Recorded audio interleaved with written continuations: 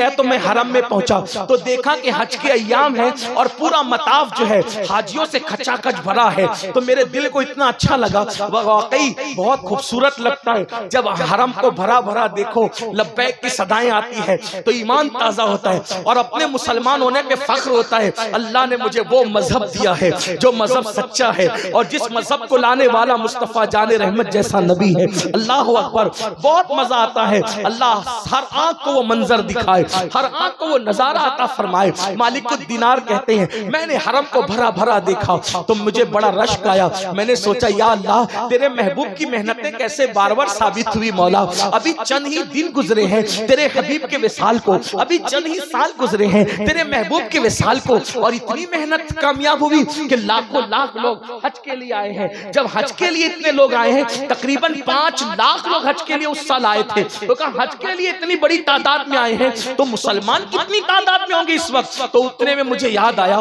5 लाख हाजी हैं, इनमें कौन है जिसका हज अल्लाह ने कबूल किया और कौन है जिसका हज अल्लाह ने रद्द कर दिया। अब सुनना, मालिकुद दीनार कहते हैं मैंने काबे का गिलाफ पकड़ा और काबे का गिलाफ पकड़कर मैंने दुआ की, ए अल्लाह मुझे बता तो सही कि तूने 5 लाख में किसका हज कबूल किया और किसका रद्द कर दिया। और दुआ करके मैं इत्मीनान चला गया, अपने खेमे में लेट गया। आंख लगी तो मुझे गैब से निदा आई, ऐ मालिक मैंने मोहम्मद इब्ने हारून का हज रद्द कर दिया। एक बंदा है जिसका हज मैंने रद्द कर दिया और वो बल्ख का रहने वाला है और तू जा, ऐ मालिक तू जा और जाकर उससे मुलाकात कर और उसके मुंह पे जाके बोल कि अल्लाह ने तेरा हज रद्द कर दिया। मालिक बिन दीनार कहते हैं उठा, उठने के बाद मैं जहां बल्ख के हाजी थे उनके खेमे की तरफ गया। मैंने पूछा, ऐ बल्ख वालो क्या तुम मोहम्मद बिन हारून को जानते हो? उन्होंने कहा, ऐ मालिक तुम किसका नाम ले रहे हो? तुम किसका नाम ले रहे हो? ये मोहम्मद बिन हारून की मामूली हस्ती नहीं, हम उसको जानते हैं।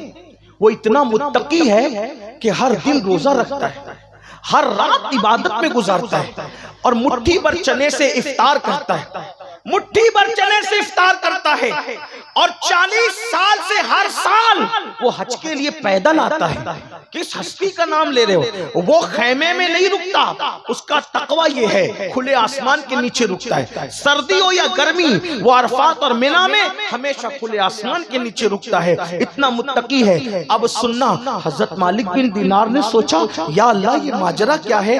आपकी तरफ से कहा जाता है, आपकी तरफ से हुक्म होता है कि मेरे मौला के उसका हज रद्द कर दिया और ये लोग कहते हैं कि इतना मुत्तकी है। याद रखना, मखलूक अगर तारीफ करे तो उस पर घमंड नहीं करना, इसलिए कि मखलूक जाहिर देखती है और यार बातिन देखती है। इन्नल्लाहा ला यंजुरु इला सुवारिकुम व इला अम्वालिकुम वलाकिन यंजुरु इला कुलूबिकुम। अल्लाह न तुम्हारे चेहरे देखता है न तुम्हारे माल देखता है, अल्लाह तो तुम्हारे दिलों को देखता है। तो याद रखना, लोगों की तारीफ में घमंड नहीं करना, लोगों की तारीफ में नहीं इतराना। जब तक दोनों पैर जन्नत में नहीं पहुंच जाए उस वक्त तक अपने आप को नेक तसव्वुर करने का हमें कोई हक नहीं है।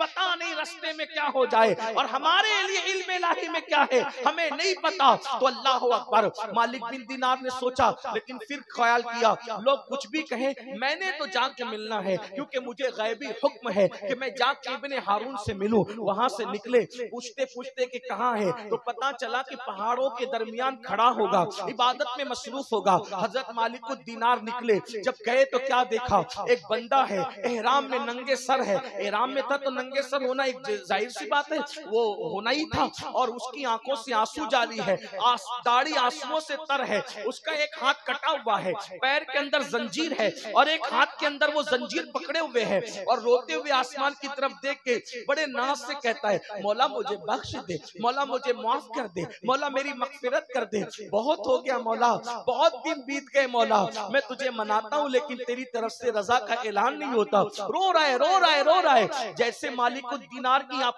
कदमों की आहट उसके कानों में पहुंची, जल्दी से उसने आंसू पोंछ लिए। मतलब वो चिटिंगबाज नहीं था, रियाकार नहीं था, अपने आंसू छुपा रहा था, उसने आंसू पोंछ लिए। जैसे मालिक बिन दीनार ने उसको देखा तो कहा कौन? मालिक बिन दीनार। अच्छा ए अल्लाह के वली, ख्वाब देख कर आ रहे हो कि इब्ने हारून का हज रद्द हो गया, जाकर उसको इत्तला दे दो, यही रिपोर्ट लाए हो ना, यही बात लाए हो ना। मालिक दीनार ने सोचा या अल्लाह ये कैसा बंदा है कि मेरा ख्वाब भी जानता है, मेरे ख्वाब का मजमून भी जानता है। तो मैंने कहा ए अल्लाह के बंदे, तू मेरा ख्वाब भी जानता है और मेरे ख्वाब का मजमून भी जानता है, आखिर बता कि तू इतना पहुंचा हुआ है, फिर अल्लाह ने तेरा हज क्यों रद्द कर दिया? अल्लाह पाक ने तेरा हज क्यों रद्द किया? हज रद्द होने की वजह क्या है? अल्लाह अकबर।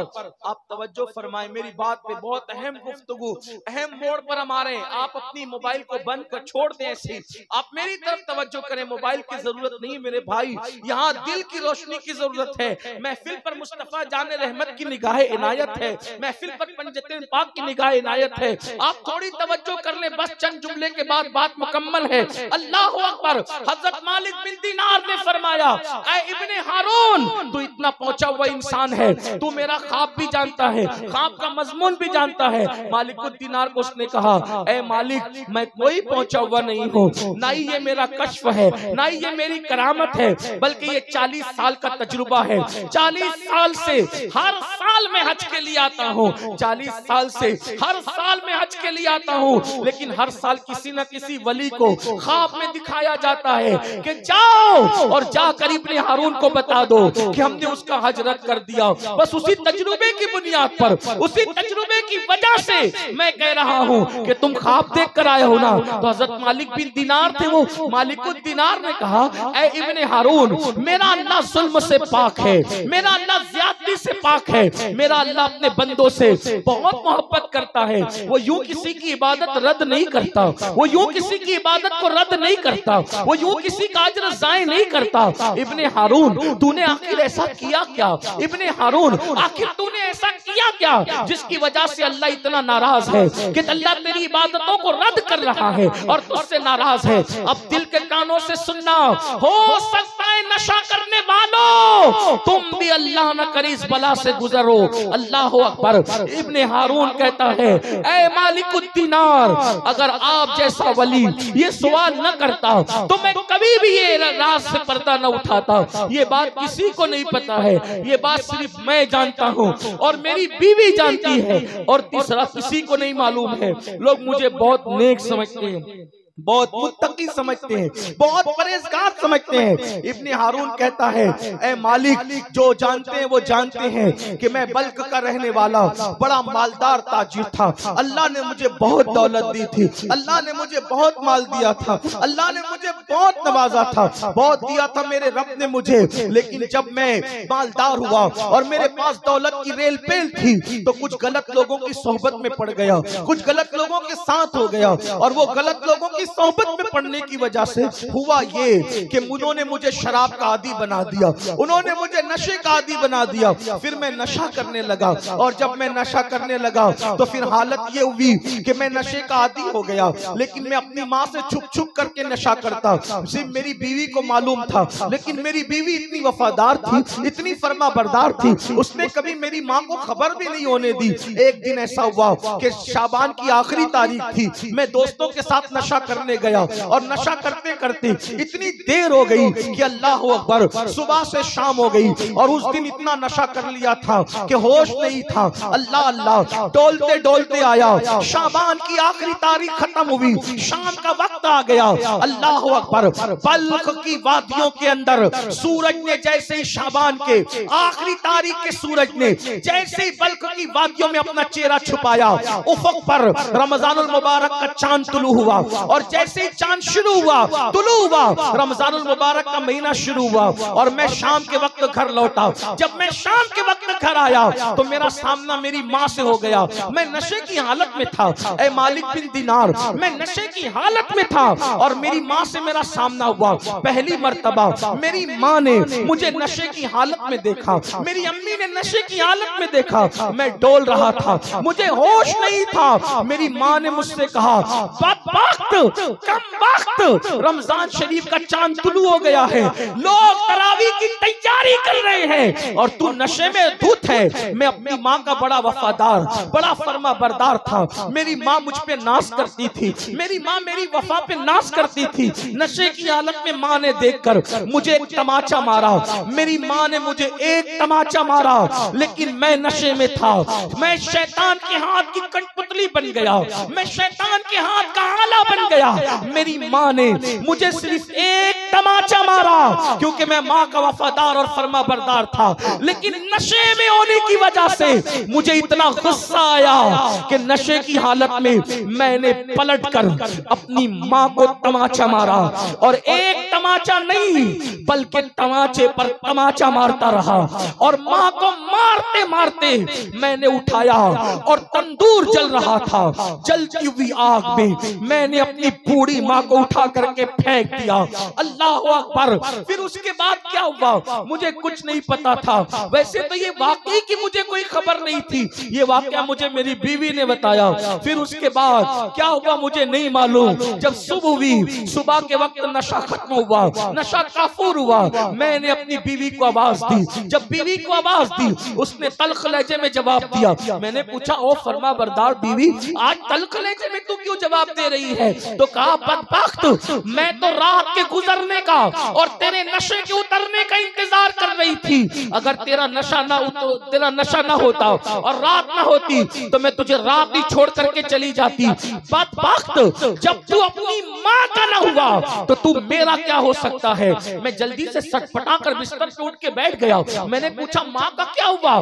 कहा मैं तो माँ का वफादार हूँ, माँ का क्या हुआ? तो मेरी बीवी ने कहा देख तेरी माँ का क्या हाल है। जब मैंने अपनी माँ को देखा तो मेरी माँ जली हुई रोटी की तरह मुर्दा पड़ी थी, जले हुए कोयले की तरह मुर्दा पड़ी थी। मैंने पूछा बीवी से अम्मी कैसे मर गई, अम्मी का क्या हो गया, अम्मी को किसने ये हाल में किया? मेरी बीवी ने पूरा वाकया बताया। जालिम, तू नशे में आया था, माँ ने तमाचा मारा और तूने अपनी माँ को मारते मारते तूने तंदूर में फेंक करके जला दिया। अल्लाह अकबर। इतना सुनना था मगर अब पछताने से क्या होता? कहने वाले ने कहा है पछतावे से का होवत जब चुड़िया चुग गई खेत, पछतावे से का होवत जब चुड़िया चुग गई खेत। अब उससे वो गलती हो चुकी थी कि जिसका मदावा नहीं हो सकता था, अल्लाह अकबर, जिसका कफारा नहीं हो सकता था। मैं अपने जवानों से कहता हूँ बात आगे बढ़ाने से पहले अल्लाह न करे कि तुम में कोई माँ बाप का कातिल बने, अल्लाह न करे कोई तुम में अपने माँ बाप का कातिल बने। अरे नादान, माँ बाप से ऊंची आवाज से बात करने वाला मरते वक्त कलमा नहीं पढ़ पाता, मरते वक्त उसकी जबान पे कलमा नहीं आता। जो माँ बाप का कातिल हो, आप कहेंगे हम कैसे कातिल होंगे? मैं कहता हूँ इब्ने हारून ने तो अपनी माँ को तंदूर की आग में जला के मारा, लेकिन तुम अगर नशा करोगे, तुम अगर गलत काम करोगे तो तुम अपने माँ बाप को सदमे की आग में जला जला के मार डालोगे। और याद रखना तंदूर की आग उतनी सख्त नहीं होती जितनी सदमे की आग सख्त होती है, जितनी टेंशन की आग सख्त होती है। तंदूर की आग में चंद मिनट में मरकर उसकी माँ राहत पा गई, लेकिन सदमे की आग में तुम्हारे माँ बाप हमेशा जल रहे हैं, तुम्हारे माँ बाप हमेशा टेंशन की आग में जल रहे हैं। वो रोज जीते हैं, रोज मरते हैं। अपने माँ बाप के कातिल न बनो। शराब के कड़वे घूंट से तौबा करो, शराब के कड़वे घूंट से तौबा करो, नशे की कड़वी दवाइयों से तौबा करो। अरे नादानो, अल्लाह अकबर, इंसान छोड़ना चाहे तो क्या नहीं छोड़ सकता। आज़म करो, सच्चे दिल से तौबा करो। इब्ने हारून कहता है ऐ मालिक, जब मैंने अपनी माँ को मुर्दा पड़े हुए देखा तो मैंने वो हाथ काट दिया जिससे माँ को मारा था, और मैंने अपना मकान बेच दिया, अपना महल बेच दिया, गुलामों को आजाद कर दिया, तिजारत छोड़ दी। उस दिन से हर दिन रोजा रखता हूँ, हर रात नमाज पढ़ता हूँ और एक मुट्ठी भर चने पर इफ्तार करता हूँ और हर साल हज को आता हूँ, लेकिन मेरी कोई इबादत कबूल नहीं है। इबादत की कबूलियत तो दूर की बात है। उस दिन के बाद से मेरे दिल को सुकून नहीं है, मेरे दिल को चैन नहीं है, मेरे दिल को इत्मीनान नहीं है। अल्लाह अकबर। हज़रत मालिक बिन दिनार ने सुना तो सुनने के बाद कहते हैं जालिम तू माँ का कातिल है, कातिल जा, अल्लाह तुझे कभी माफ न करे, अल्लाह तेरी कभी मग़फ़िरत न करे, अल्लाह तेरी कभी बख्शिश न करे। अल्लाह अकबर। ये कह करके मालिक बिन दिनार कहते हैं मैं पलट करके निकला, लेकिन जब मैं पलट के निकला तो पीछे पीछे उसकी आवाज आ रही थी, ऐ गमों को खोलने वाले खुदा, ऐ गमों को खोलने वाले खुदा, तू मुझे बख्श दे, तू मुझे माफ कर दे। मालिक बिन दिनार कहते हैं, वो खुद बयान करते हैं, मैं वापस पलट आया, बहुत दुख था, बहुत तकलीफ थी, ऐसे ऐसे लोग हैं माँ के कातिल, माँ पे जुल्म करने वाले, नशे की वजह से माँ पे जुल्म करने वाले। मैं लेटा तो मेरी आंख लग गई, मैं सोया, जब मेरी आंख लगी तो मैंने क्या देखा, अल्लाह के रसूल मेरे ख्वाब में तशरीफ लाए और अल्लाह के रसूल ने फरमाया, ऐ मालिक तूने इब्ने हारून को क्यों दुखी किया, ऐ मालिक तूने इब्ने हारून को क्यों दुखी किया। तो मालिक दिनार ने कहा, या रसूल अल्लाह कितना बड़ा पापी है, माँ का कितना बड़ा कातिल है, कितना बड़ा बदबख्त है, उसने माँ को कत्ल किया, पहले तो नशा किया और माँ को कत्ल किया, कितना बड़ा मुजरिम है। तो मेरे आका ने फरमाया, यकीनन वो बड़ा मुजरिम है और उस पर बहुत अजाब होने वाला है, लेकिन ऐ मालिक दिनार मैं तुझे एक बात बताऊं। हजरत मालिक बिन दिनार ने कहा, या रसूलल्लाह जरूर बताएं। कहा उसके साथ क्या होगा कयामत में तुझे मालूम है, इब्ने हारून के साथ कयामत में क्या होगा तुझे मालूम है। मालिक बिन दिनार ने कहा, या रसूलल्लाह क्या होगा। फरमाया, कयामत में अल्लाह की अदालत में वो और उसकी माँ खड़े होंगे, तो अल्लाह फरमाएगा कि तूने शराब पिया, तूने माँ को कत्ल किया, इसलिए अदल ये है, इंसाफ ये है कि तू जहन्नम में जा। तो इब्ने हारून को जहन्नम में दाखिल किया जाएगा और उसकी माँ को, चूंकि वो शहीद हो गई थी, बेगुनाह कत्ल हुई थी, उसको जन्नत में डाला जाएगा। 3 दिन गुजरेंगे, 3 दिन गुजरेंगे, कितने 3 दिन। और एक मालिक बिन दिनार के बारे में इब्नुल जौजी लिखते हैं 7 दिन गुजरेंगे जन्नत में। उसकी माँ को, इब्ने हारून की माँ को जन्नत में याद आएगी अपने बेटे की। देखो माँ तो माँ होती, और माँ क्या चीज है, अल्लाह अल्लाह। कातिल शराबी बेटे की याद माँ को कहाँ आ रही है, जन्नत में। आका फरमाते हैं, ऐ मालिक वो जन्नत में उसको उसकी अम्मी याद करेगी, तो वो अब फरिश्तों से पूछेगी, ऐ फरिश्तों इब्ने हारून मेरा बेटा नहीं दिख रहा है, वो कहाँ है। तो फरिश्ते कहेंगे, उसने तुझे कत्ल किया और शराब के से वो जहन्नम में जल रहा है, जहन्नम की आग में वो जल रहा है। जहन्नम का एक दिन 50,000 साल के बराबर है, वो जहन्नम में जल रहा है। तो वो फरिश्तों से कहेगी, फरिश्तों उसने मुझे कत्ल किया है ना, तो क्या वो जन्नत में नहीं आ सकता। फरिश्ते अल्लाह से कहेंगे, मौला ये इब्ने हारून की अम्मी क्या कह रही है। अल्लाह फरमाएगा, क्या कह रही है। कहा ये कहती है कि अल्लाह मेरा बेटा जन्नत में नहीं आ सकता। अल्लाह पाक फरमाएगा, बिल्कुल आ सकता है, वो तेरा मुजरिम है, अगर तू माफ कर दे तो वो जन्नत में आ जाएगा, अगर तू माफ कर दे वो जन्नत में आ जाएगा। अल्लाह अकबर।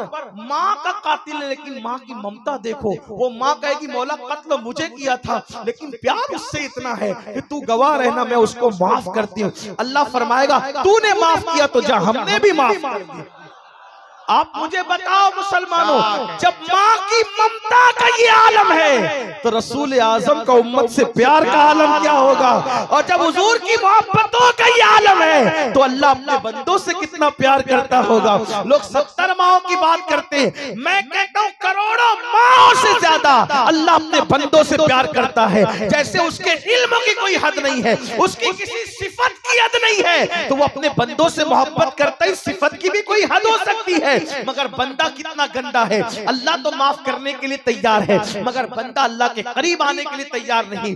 इस प्रोग्राम में आने वालों, आओ सच्चे दिल से तौबा करो, बदलो जिंदगी को और यहाँ से बदल करके जाओ। अज़्म करो, इल्म को आम करेंगे, अखलाक को आम करेंगे, नेक बनेंगे, नमाजी बनेंगे। जुआ शराब किसी भी फेले बद में मुब्तला है तो सच्चे दिल से तौबा करके यहाँ से बदल करके जाएंगे। अल्लाह पाक की बारगाह में दुआ है, मेरा अल्लाह हम सबको अमल की तौफीक अता फरमाए। गुफ्तगू के दरमियान अगर कोई गलती हो तो अल्लाह पाक माफ फरमाए, मुझे भी माफ करे, आपको भी। लेकिन अभी आपको जाना नहीं है क्योंकि मेरा वक्त खत्म हुआ है, लेकिन जलसे का वक्त खत्म नहीं हुआ। अभी हमारे कारी गौस मोहम्मद साहब बाकी है नाशरी पढ़ने के, और उनके बाद हुजूर अमीर सुन्नी दावत इस्लामी का बेहतरीन खिताब आपको सुनना है। चूंकि वक्त से मैंने बहुत ज्यादा तकरीर कर ली, जो टाइम मेरे पास था, मैं अब इसी पे अपनी गुफ्तगू खत्म करता हूँ टाइम ज्यादा लेने के लिए मुंतजिमीन से माजरत भी चाहता हूँ। अस्सलामु अलैकुम व रहमतुल्लाहि व बरकातुहू।